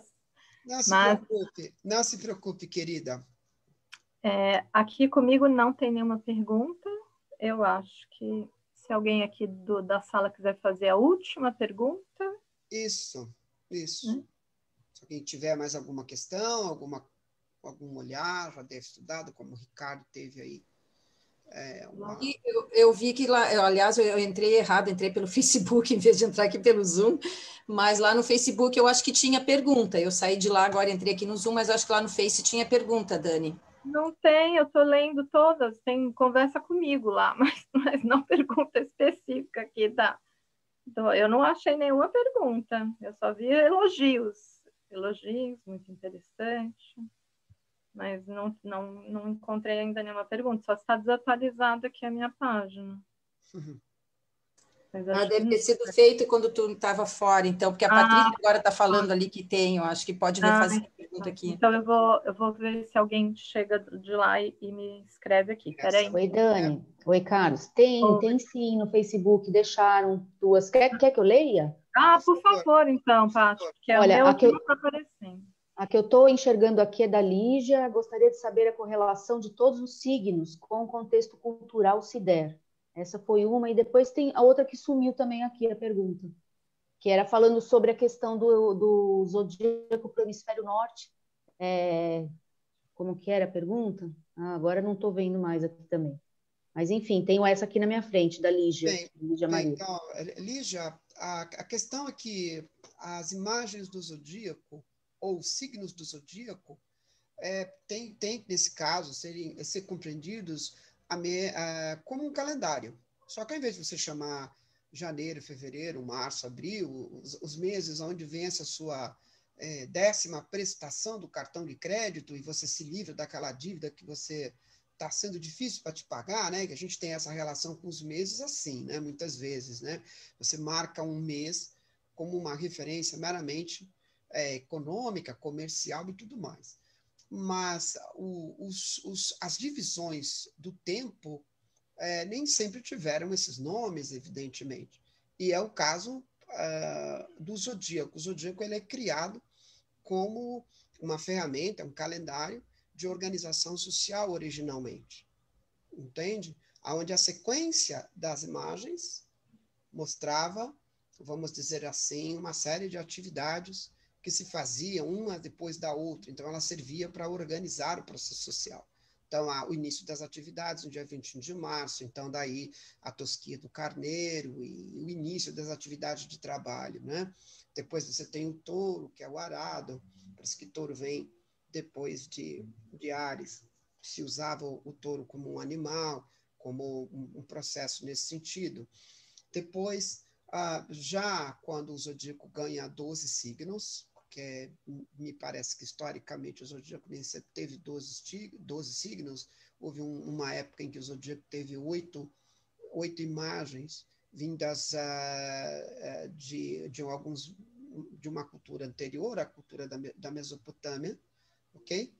Aí ele ganha uma terceira imagem, que é Gêmeos, que mostra duas forças, a primavera passando o cetro do poder para o verão, que é o mês de transição entre a primavera e o verão, depois o caranguejo, que é o surgimento da geração espontânea dos crustáceos, ou seja, a relação calor-umidade que gera essa dinâmica, depois o sol, que é uma imagem muito provavelmente mais tardia do que as outras, que mostra o poder do sol, que é o mês central do verão, representava isso.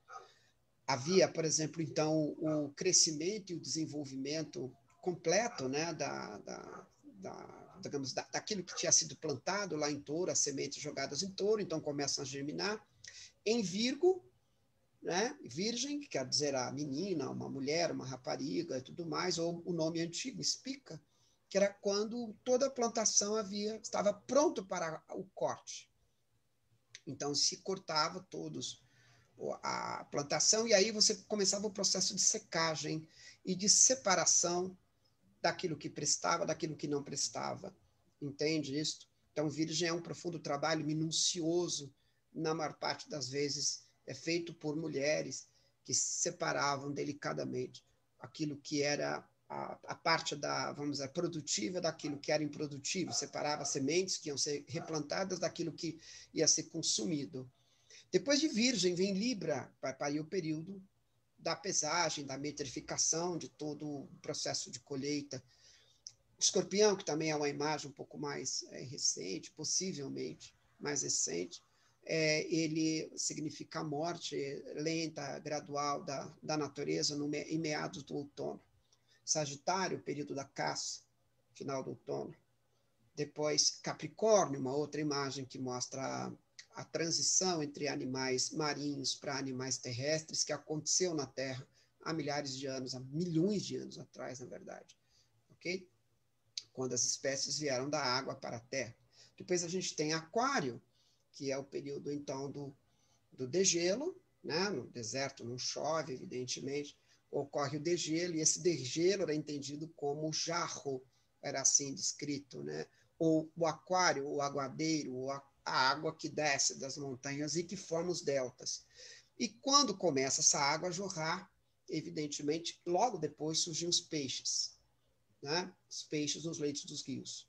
E daí o que são os sintomas, os sinais, o surgimento dos peixes dos rios, o surgimento dos peixes dos rios no Oriente Próximo significam um prenúncio da ressurreição da natureza, ou seja, quando o sol vai voltar a Áries e o verdinho vai começar a nascer de novo, que é simbolizado aí no Nôrus.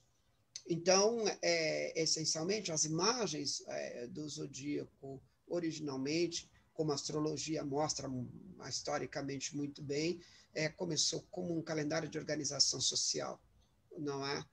E que também revelava aspectos da evolução natural trazidas pelas culturas tradicionais também. As imagens são um pouco mais complexas do que meramente uma descrição de organização social, mas podemos tomar esse processo de organização social como uma referência básica, né? Tosquia do carneiro, início do trabalho, logo depois se faz o arado, aí as plantas começam a crescer, se desenvolver, elas atingem uma maturidade, depois são colhidas em Virgo, pesadas em Libra, depois se caça, guarda-se toda a alimentação, divide-se entre as pessoas, caça-se. Depois entramos no período do inverno, do estio, onde ali adiante começa o derrame, não é? As cheias dos rios, derretimento do gelo, e começam a surgir os peixes. Se dedicavam, então, à piscicultura e tudo mais, no sentido da pesca, né? E daí começava novamente o ciclo em Áries. A astrologia só passa a ser estudada enquanto um estudo de astrologia individual, até onde temos notícias, só se pode dizer aquilo que se tem notícias, então, temos notícias de aproximadamente século V a.C., entre as culturas assírio-babilônias e depois, posteriormente, as culturas gregas, já se referindo nitidamente à ideia de se fazer predições futuras a partir de um mapa, de uma posição astrológica individual. Vamos dizer assim, antes disso, a astrologia era estudada como um objeto de estudo de termodinâmica, de meio ambiente, de se fazer predições futuras de várias naturezas. Muito bom. Carlinhos, tem uma última pergunta aqui. Você acha que ainda dá tempo? Dá tempo sim. Uma última acho que dá. Tá. Então, assim, a Juliana Camargo, ela fez uma pergunta, acho que muitas pessoas, principalmente leigos, devem ter essa pergunta na cabeça, que ela gostaria de entender por que a astrologia usa o calendário do hemisfério norte, já que o 21 de março para nós aqui seria o equinócio de outono e não de primavera, mas a gente segue a ordem zodiacal de acordo com esse calendário do hemisfério norte. Então, ela queria entender por quê. Bom, essa questão é a seguinte. Para entendermos melhor isso, vamos ter que entender o processo transdisciplinar. Se a gente não entender o processo transdisciplinar, a gente não entende a relação entre uma coisa e a outra. Quem normalmente tem feito esse curso comigo, aí na Casa do Sol, conseguiu, inclusive, compreender melhor essa relação, né?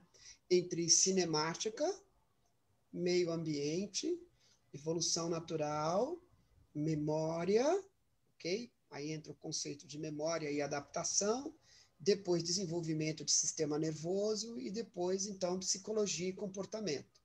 Né? Então, vamos entender que a psicologia ou o comportamento de alguém ou de algo está relacionado a um sistema de interação, um sistema nervoso, um sistema de comunicação dessa entidade organizada com o meio. Pode ser um vegetal, pode ser uma minhoca, pode ser um ser humano que tem sistemas nervosos mais complexos, certo? Este ser depende do meio ambiente.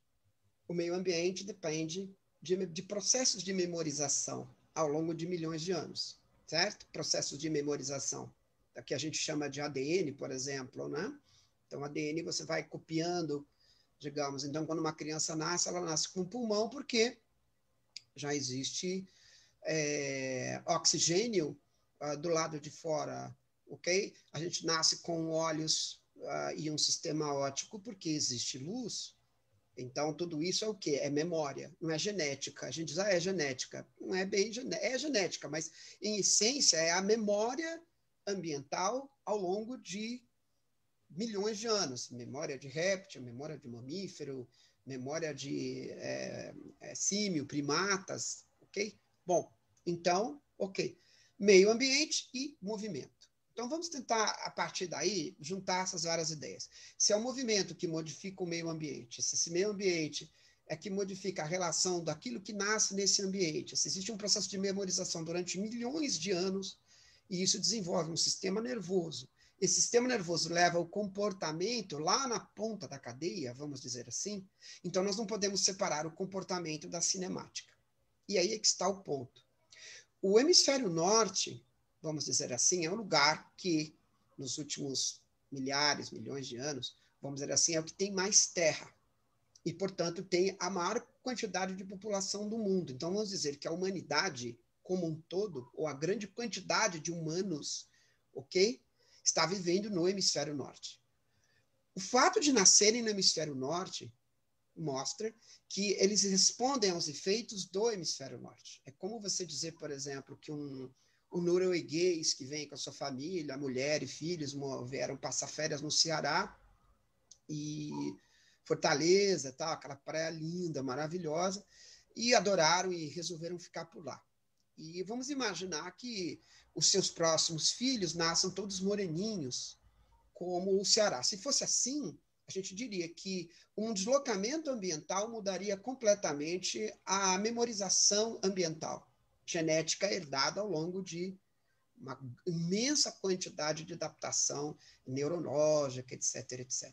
Como esse processo não ocorre, dá para se entender que, nesse sentido, o efeito astrológico está relacionado com uma imensa quantidade de pessoas que vieram do hemisfério norte, ou que nascem no hemisfério norte, e que experienciam essa relação, ok? Das quais nós descendemos, ok? Durante bilhões de anos. Por isso, esta relação de movimento, inclusive, por exemplo, a lateralidade, né? Que é aquele efeito de esquerda para a direita, né?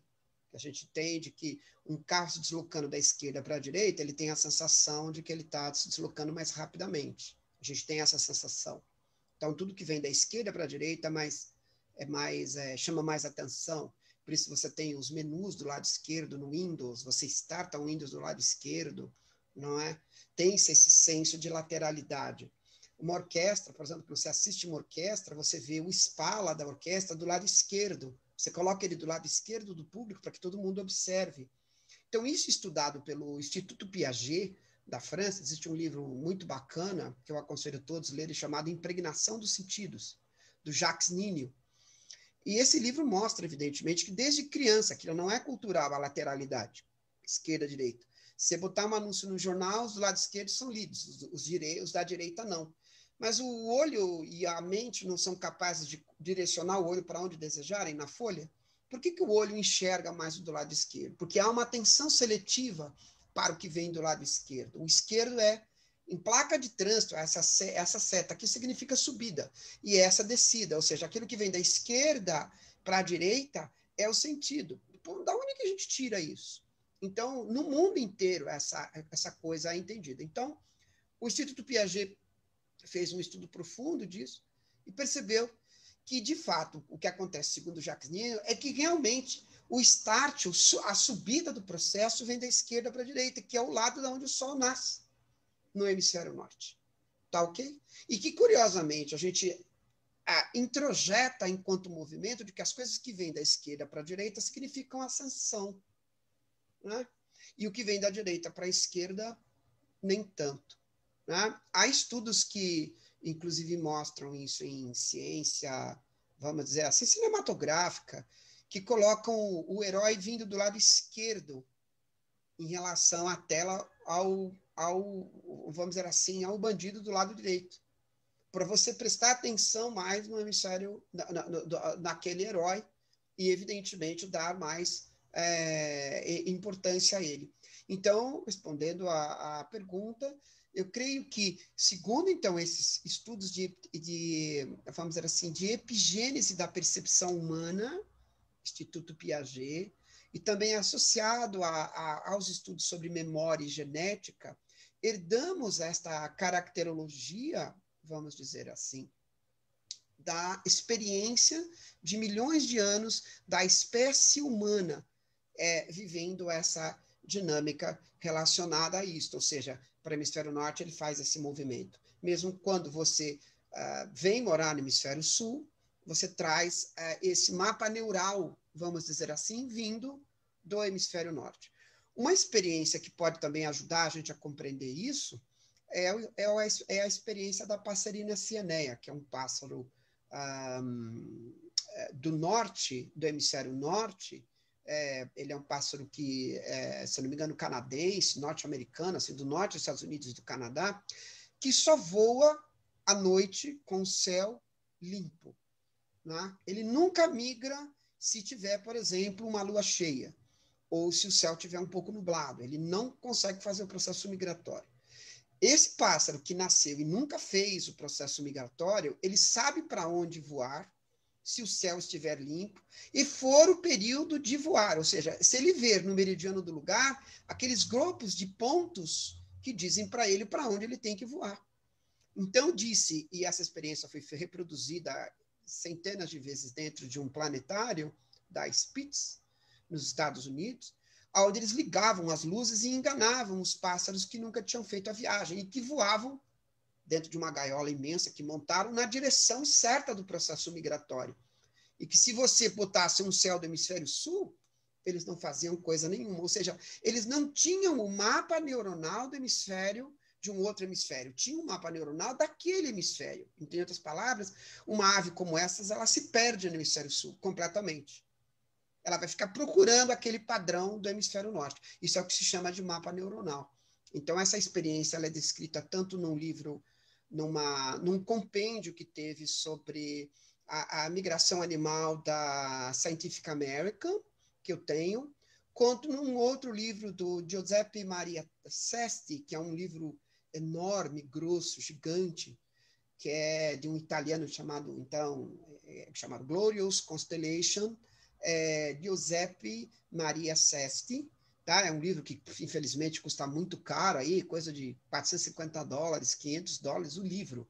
É um livrão gigante, uma edição limitada, mas lá ele conta essa experiência da passerina cianeia, entre outros seres que fazem também esse processo de mapa neural, né? Ou seja, memorização de um movimento ou memorização de luzes típicas que foram feitos ao longo de milhares de anos ou milhões de anos, que continuam fazendo com que o indivíduo reproduza aquele comportamento independente do hemisfério que ele se encontra, né? Então, a gente hoje tem o que se chama de complexo R dentro do cérebro, que é a extensão da coluna vertebral até o tronco encefálico, que se projeta dentro da caixa craniana, vamos dizer assim, né?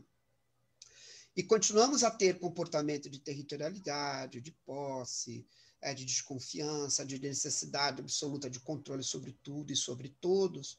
E quando a hiperatividade desse cérebro ela é muito intensa, ela se projeta sobre as regiões medianas de emoção e sobre as regiões modernas e faz com que a gente queira ter controle sobre tudo, sobre todos, nos tornemos manipuladores ou nos tornemos pessoas assim desconfiadas ao extremo ou desenvolvendo memórias, vamos dizer assim, muito mais dos erros do que dos acertos, já que esse tipo de função é típica do sistema nervoso central autômato, não é? Ou seja, isso a gente herdou de répteis. Então, se a gente não está vivendo mais em pântano, por que que nós continuamos ainda nos comportando como se estivéssemos vivendo, disputando território, digamos, numa floresta carbonífera no meio do período mesozoico, ou triássico, ou jurássico? Né? Essa é uma pergunta. Então, eu entendo que, para compreender essa questão, é necessário que se faça um profundo estudo a respeito das propriedades do movimento, ou seja, a cinemática do movimento, o quanto isso altera a termodinâmica de um ambiente, o quanto isso repetitivamente, então ciclicamente, o quanto as entidades que nascem dentro desse ambiente memorizam esse movimento, independente depois de para onde elas se deslocam, elas carregam essa memorização, que depois desenvolvem sistemas complexos neuronais, desde sistemas simples, como peixes, até anfíbios, répteis, mamíferos e tudo mais, até chegarmos a hominídeos, desenvolvam sistemas nervosos para depois desenvolver o comportamento. Então, a relação entre movimento e comportamento passa por esse olhar transdisciplinar, cuja memória é fundamental para ser discutida, senão a gente fica achando esquisito realmente, né? O que tem a ver, né? Se eu nasci no Sul, por que não tem que interpretar de cabeça para baixo, né? Mas é por causa disso, pelo mesmo motivo que um norueguês não vai...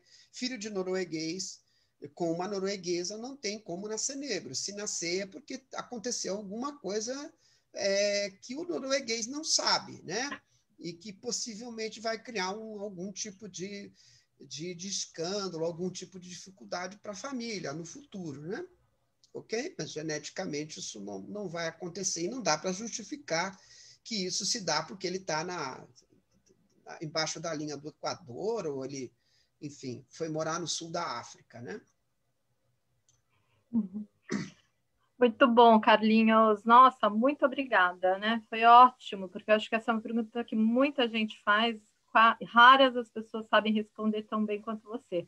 Então, super agradeço, né, em nome da Casa do Sol, mais uma vez. Desculpe se eu não consegui ser tão, né, minucioso nisso, mas é que é um pouco complicado de explicar isso assim, em breves palavras. Isso levaria, às vezes, como vocês estão tendo, vários módulos para compreender cada uma dessas camadas, a transição de uma para outra, né?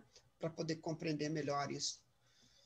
Com certeza, não, mas foi muito claro, muito objetivo, e quem tiver interesse, depois entre em contato com a Casa do Sol, vem estudar com você aqui na Casa do Sol, né, Carlinhos? Quem gostar de astrologia e quiser estudar conosco, é um prazer, né? Se quiser e eu puder contribuir com esse conhecimento, vai ser bacana.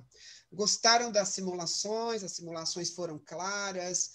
Conseguiram ver direitinho o movimento? Foi bacana? Foi ótimo. Isso foi tudo ótimo, maravilhoso. Eu acho que muita gente não conhecia isso e tudo mais, e é bacana a gente ter essa percepção, né? Ter esse olhar, vamos dizer assim, né?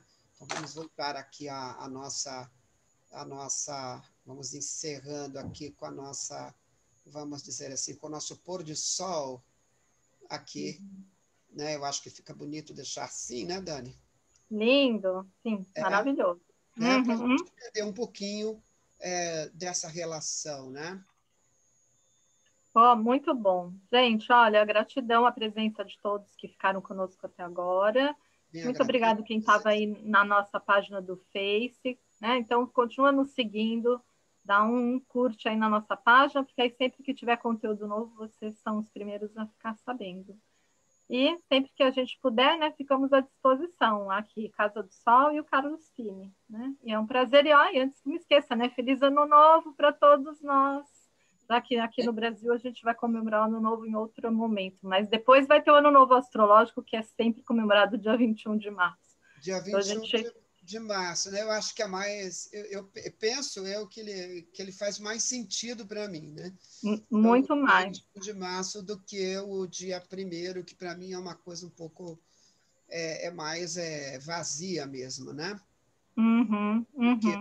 Do que o Noros. Sim, a gente vai fazer algum evento até lá e a gente programa alguma coisa aqui de live, tanto para o dia 6 de janeiro, né, que é legal, o dia dos astrólogos, ou seja, o dia dos Reis Magos, e o 21 de março, com certeza, para a gente fazer uma celebração de um novo ciclo. O Natal a gente deveria comemorar os Soles Invictus, né? Que é uma outra história, dar uma outra exposição aqui, né? Para explicar para vocês o porquê do Natal e tudo mais, porque essa história do dia 24, e que a gente não conserva nada, né? É a festa romana dos Soles Invictus mesmo, o que interessa é comer bastante peru, se encher de caloria e tudo mais, e aonde normalmente emergem os conflitos familiares, né? Porque as pessoas se veem uma vez por ano, né? Tem que juntar e aí emerge o conflito, aí fica 12 meses todo mundo sem se ver e tudo mais, né? Quer dizer, bem diferente das trocas, né? Que eu acho que são mais espirituais e ao mesmo tempo naturais, né? Eu acho lindo, por exemplo, dar de presente um broto que você mesmo plantou há 12 dias atrás, né? Para aquelas pessoas que você ama, né? Eu acho maravilhoso do que você falar, tem aqui 100 mangos para você comprar alguma coisa porque eu não tive de tempo de ir ao shopping, né? Eu acho que nesse sentido a gente precisa melhorar, né? Penso eu. Nesse sentido, Sim, né? acho que a humanidade ainda tem muito que evoluir, né? Não é legal, nem intelectualmente, nem afetivamente. É uma pena, é uma pena mesmo. Eu lamento. Tá bom? Dani, lá no Facebook perguntaram se essa live no Facebook ia ficar salva. Vai ficar, eu vou escrever lá. Obrigada, Marta. Tá. Sim, a gente vai salvar, vai ficar mais um tempinho ali disponível para quem não conseguiu pegar na íntegra, vão poder rebobinar e assistir tudo de novo, tá bom? Então tá bom. Obrigada, Carlinhos, obrigada, Dani. Obrigado a todos, tenham uma Obrigada boa noite. A vocês, gente. E amanhã, se preparem, hein? Café da tarde reforçado, a aula vai ser pesada. Valeu? Até amanhã, então. Gente, muito obrigada, viu? Gratidão a quem está com a gente. Até a próxima. Tchau. Tchau, gente. Tchau. Tchau, Bom ano novo. Bom, a gente ainda se vê, mas para quem eu não vejo, Feliz Natal e Feliz Ano Novo, né? No Brasil, a gente ainda tem que fazer esse Feliz Ano Novo. Valeu. Beijo.